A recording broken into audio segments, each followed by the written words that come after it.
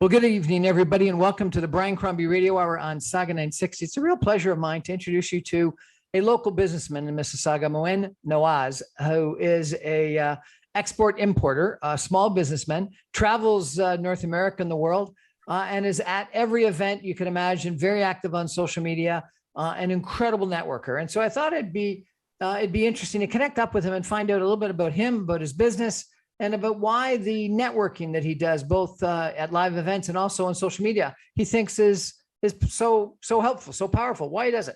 Moin, how are you? Welcome to the show. I'm fine. My friend. Excellent. Well, thank you so much. I saw that you were in New York, you're in Rochester. You travel nonstop. Oh, yeah. Yesterday night I was in New York, and late night I came back in Mississauga. Now, why is it that you travel so much? For my business. I'm a businessman. I export leather, actually. I am running a leather factory. We manufacture the leather. We finish the leather, then we export it to the Europe. Basically, we export to Italy, France, and Germany. Italy, France, and Germany. Somehow also in USA. And USA. And where's the leather from? From Canada? From different parts of the world. We got it. We in raw skins. Then we finish. I'm running a factory in Pakistan. We make leather in Pakistan, then export to the USA, Canada, Italy, France, and Germany. Basically, we just manufacture the leather, and we supply this leather to our worldwide best leather garment factories, just like Saint Laurent, Beck Mason, US Polo, French Con, Teakwood, Rochester, Wrangler, Zara, and Mango. And also we supply this leather to the shoe manufacturer companies of the world: Timberland, Prada, Crockett and Jones, Johnston Murphy, and Bali, and Eco. So these companies make their own product from our leather. From your leather. And so if your factory is in Pakistan, why do you live in Mississauga? I'm a marketing manager of my company. I'm my own boss. That's my marketing tip. So you can market from Mississauga more easily than from Pakistan? Oh, yeah. Mississauga, all Canada, all America, Italy, France, and Germany. I frequently travel over there. And whereabouts in Pakistan is your factory, sir? Pakistan, I manage all things. My manager is doing very well over there. Whereabouts? Islamabad or Karachi or where? In Karachi. Basically, the largest leather manufacturing companies in Karachi. Okay. And how many employees would you have? More than 100. More than 100 employees. And how do you rate your sales in dollars or in pounds shipped or in feet shipped? How would you qualify the size of it? Dollar. Yeah. And so you're a mid-sized company, a small company, a big company, what? I'm very small, man. Yeah. No, I'm very small, man. But you seem to do reasonable business given your travel schedule. But so I manage all of these things very well. How often do you go back to Pakistan? In a year, 1 or 2 times. A year. Mostly I live in Europe, America, and Canada. You live in America, Europe, and Canada. Yes, I'm maintaining an office and a house in America also. Office and a house in Canada in Oakville. My house is in Oakville. Oh, I thought it was Mississauga. Okay. And where is the other one? In USA, New York. In New York. Whereabouts in New York? Manhattan. My office in Manhattan, and I live in New Jersey. In New Jersey.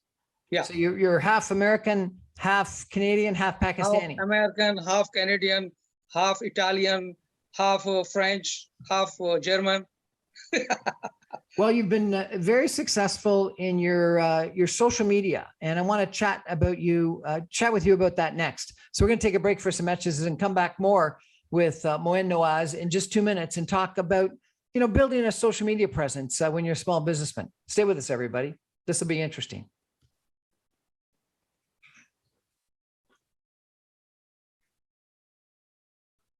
Welcome back, everyone, to the Brian Crombie Radio Hour on Saga 960. We're chatting tonight with a local businessman, Moin Nawaz, who I've met at numerous different events and who I find incredibly active on social media. He runs a leather manufacturing company in Karachi, Pakistan, but he lives in Oakville and in New Jersey with offices here and Canada as well as in Manhattan.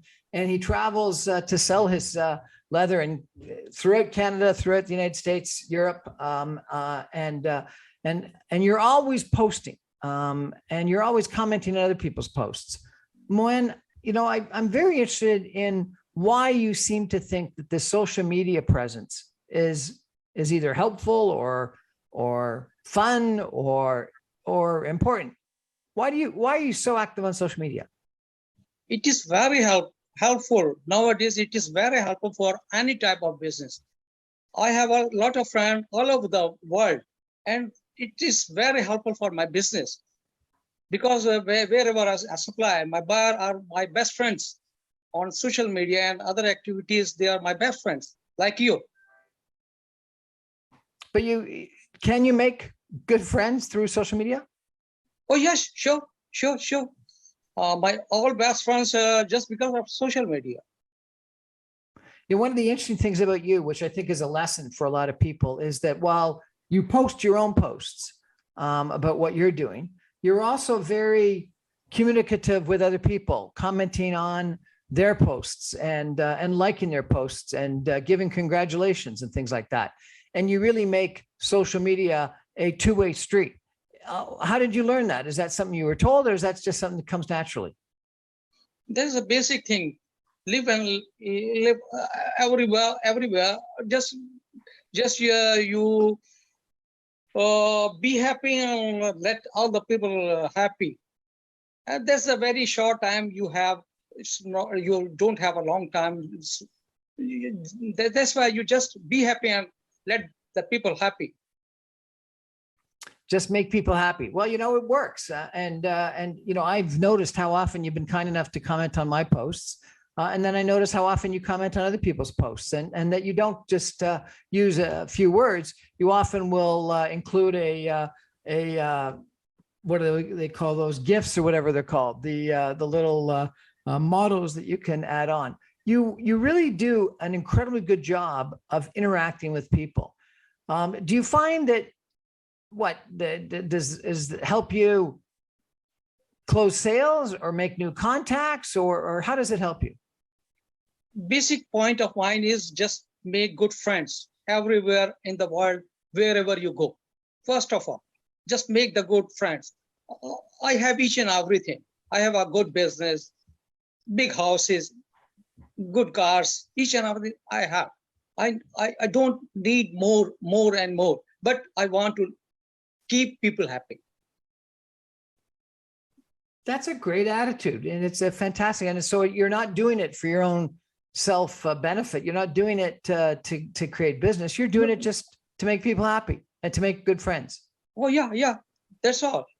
I just told you I have a good business. No need to improve it more and more money, make more and more money. I have each and everything. I'm satisfied myself 101% of my life, whatever I am doing. But when you are happy, why not other people can happy? You also go to a lot of events, and I think that's been challenging during COVID, but before COVID and more recently, I've seen you at a bunch of events. And often when you're at those events, you'll take pictures with different people and post those pictures that you take with people. Again, why do you do that? Mostly now people are habitual about all of these things. 2 years, people suffer a lot. Now the people are open. They are meeting to each other. They're meeting again. They want to get it and they want to meet people. And so you want to facilitate that. Oh, yeah. This sort of social media presence and this at event presence, this networking that you do, is that something you've done your whole life? Oh, yeah.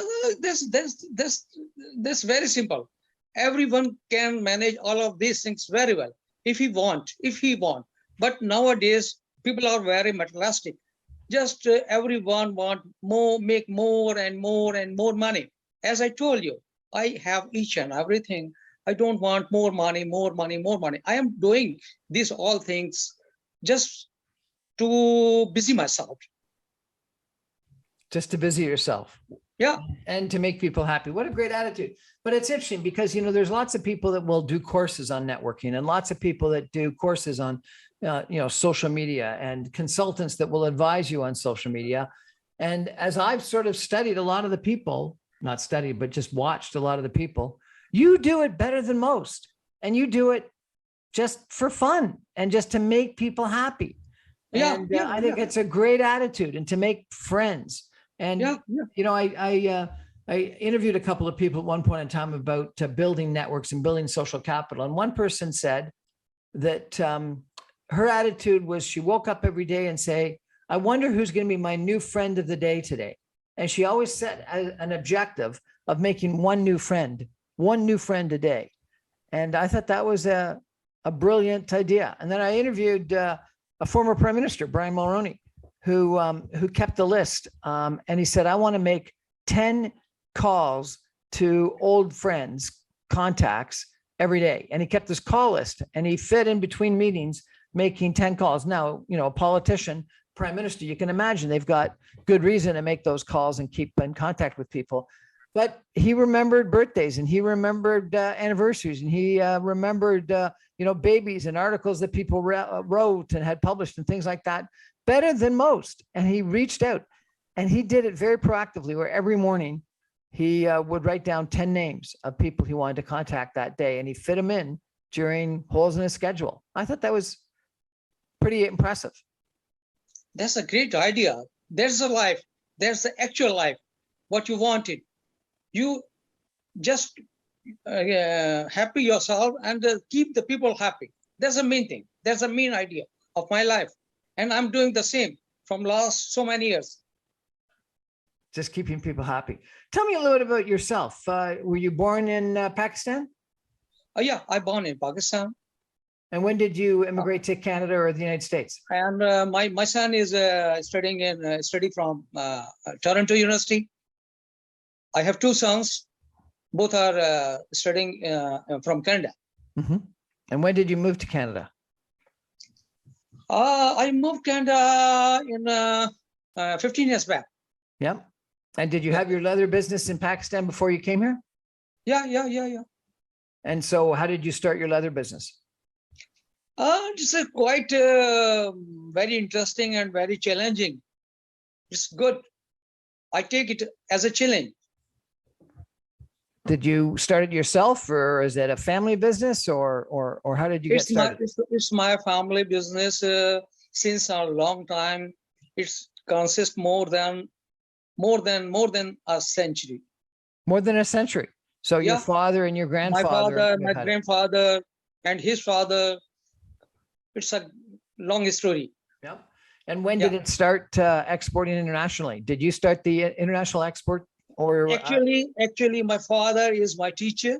Mm-hmm. I learned a lot from my father.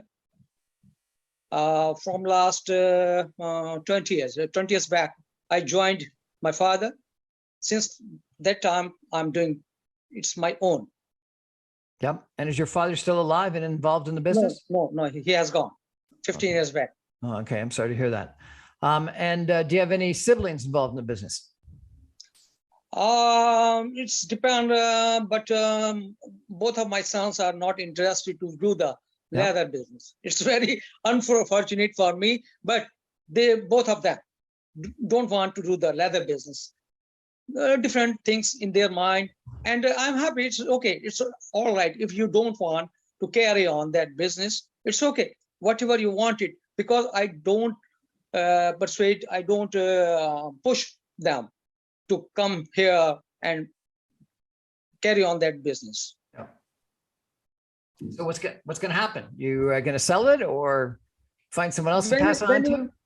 Whenever they finish their studies, then they will decide what they want to do. And what are they studying? Business? Oh yeah, business administration.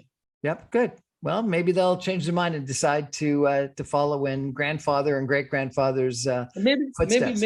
Maybe not. In both options, I'm happy Who knows? because I have done myself good, and I'm trying. I will happy if they will join me. If they don't, then also I will happy. You seem to like cars. You're often taking pictures of fancy cars. Why cars? I love cars. That's my weakness. Why is it a weakness? Do you own a couple cars?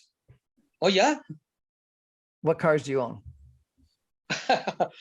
every brand of the world. I tried my best to maintain all of this. I have Mercedes, I have BMW, like that. Jaguar, one Lamborghini. These all. You have a Lamborghini. Yeah. Where's the Lamborghini? I want to go for a ride. Okay. I'll come on Lamborghini next time. That'd be kind of fun. That'd be good. And do you keep cars in New Jersey and in Pakistan as well? Oh yes. New Jersey, Pakistan, Canada, wherever I live, Yeah. I'm keeping all these cars. What a great life that you live. And, it's been interesting for me just watching, all the different places that you go and the pictures that you take of yourself in different environments and all the events that you go to that you take pictures of. And I really congratulate you on that. As you know, last day I was very busy in US. I traveled near about more than 700 kilometers yesterday in US. Driving or flying? Yeah, driving. Driving. I did too. We'll chat about that. We're going to take a break and come back in just 2 minutes with Moin Nawaz. Stay with us, everybody.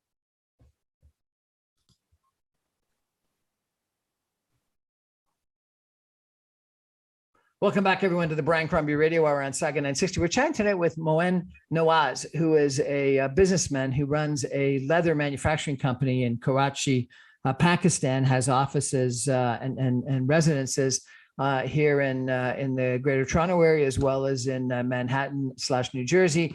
And he travels nonstop. I see him posting on Facebook and other things on social media where he's gone and where he's going. And he's traveling throughout the United States and throughout Europe.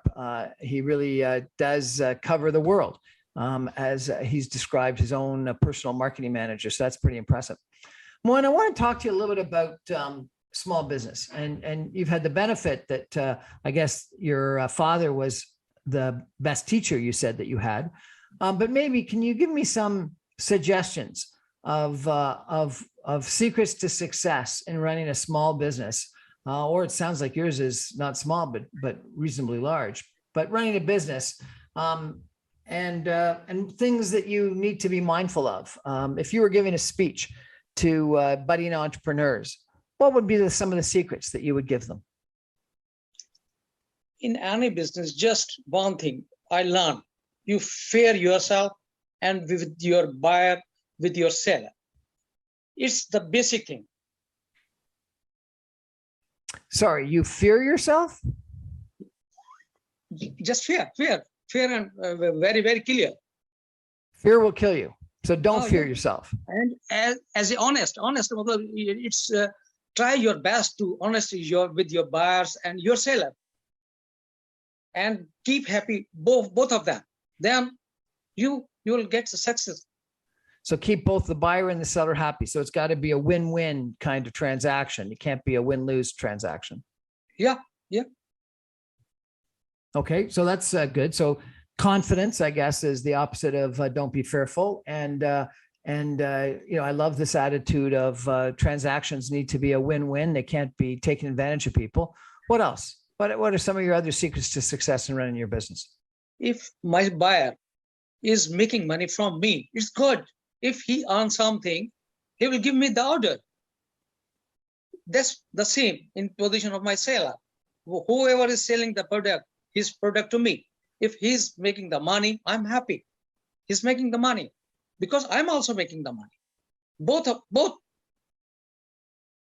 It's obvious, and I agree with you. But a lot of people don't think that through. They try to, negotiate a deal such that both the buyer and the seller make no money, and they can capture it all themselves. And the problem with that is you can only do that once, because then both the buyer and the seller are going to be out of business, and you're not going to be able to do the transaction anymore. So it's important that everyone makes a reasonable profit, and that while you can negotiate, and you should negotiate hard, you don't want to negotiate so well that you take away all the profit from the other party. Negotiation is a good thing. I agreed with you, negotiate it, but give the chance the people, he can also do something from you, take advantage from you. Now some people think headed into a recession. Are there ways that you run a business differently in anticipation of a coming recession that you need to be mindful of? Recession is not here, it is all over the world. That's the problem of all over the world. Whole Europe, you see, America, Canada, Asia, everywhere recession is over there. It's different objects for that, but recession is very common in the world nowadays. Recession is common in the world. Oh, yeah. Okay. So how do you manage that? Do you do anything different? Oh, everyone who is doing their own business, they knows very well how to handle it. They knows very well. Okay, everyone knows how to handle it. How do you handle it? Yes, I'm trying my best. I'm trying my best. So some people would say during a recession, you should cut your inventory down, or you should cut expenses, or you should cut out networking. Do you do any of those things? No, you cut your expenses is a very relevant argument, and everyone have to do that. But irrelevant things you can remove. Irrelevant things you can remove. Yeah. But you got to keep the necessary things. Oh, necessary. For example, if 100 people are working with me, I cannot spare a single man from that. 100 men is very essential for my factory. They are running the factory. How down 10%, 5%? No.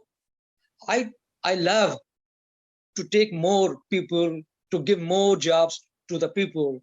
I love to do that. If I need 10 more people, I'll hire them. So it is interesting. Some people have an attitude during the recession, and some people had this attitude, frankly, at the beginning of the pandemic, is that you sort of hunker down and cut costs and wait it out. And other people say, no, times of greatest crisis are sometimes the times of best opportunity, where you can maybe buy a company or expand or spend more money for marketing, because people have got that they're staying at home and they're watching on social media, or they're buying online, or they're doing other things. And I think it's interesting that during the last pandemic, we're sort of still in, there are some companies that did incredibly well, that pivoted, that looked at what was going on in the marketplace, pivoted, and did extremely well. And other companies that just sort of hunkered down and tried to pare expenses to wait it out, and they didn't survive. And it's the same as I think a lot of other things in life, is that when crap happens, you got to try to take advantage of it, not just try to survive through it. What do you think of that? It's different in cases. It's different because of that, as I told you before, make more money is not my object. I have each and everything. I just want to maintain all of these things what I have. For that, I'm getting sufficient money, and I'm satisfied. It's okay. Well, it sounds like a good attitude. And through this all, you keep networking. You keep on commenting on people's posts. You keep on posting your pictures of your travels on social media, and so you don't stop that networking during tough times. You keep at it. Oh yes. I love all of these things, and I will love to carry on all of these things. Well, I think that you're a great example of someone that does an incredible job of social capital, of networking, of building your support base, building your personal brand. And I think that people should follow you and look to you as an example of someone that does it incredibly well. And the fact that you do it for fun and to make people happy, and to make new best friends, I think is wonderful. So we really appreciate you chatting with us today and giving us that example. Thank you so much. Thank you. Thank you. Thank you. That's Moin Nawaz, who runs a leather manufacturing company in Karachi, Pakistan, has offices in the GTA, Oakville, Mississauga area, as well as in New Jersey and Manhattan. And he travels extensively through Canada, the United States, and Europe. And as I said, it's amazing how active he is on social media, both commenting on other people's posts as well as posting himself. We're going to take a break, and then I'm going to come back and talk a little bit more about this topic of networking and social capital, particularly in tough times. Stay with us.